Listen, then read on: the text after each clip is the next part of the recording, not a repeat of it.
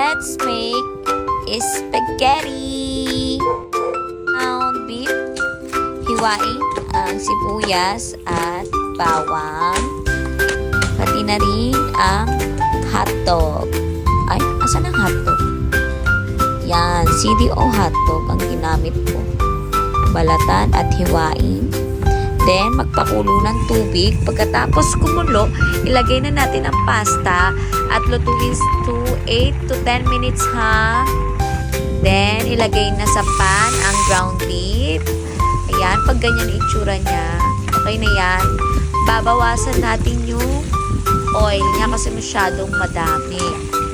Yan, bawasan natin. At ilagay na natin ang sibuyas, bawang, haluin, mix together, at ilagay na natin ang tomato paste. Ilagay na natin ang pepper at hotdog. Ang bilis. Yan, tapos lagyan na natin ang tomato sauce.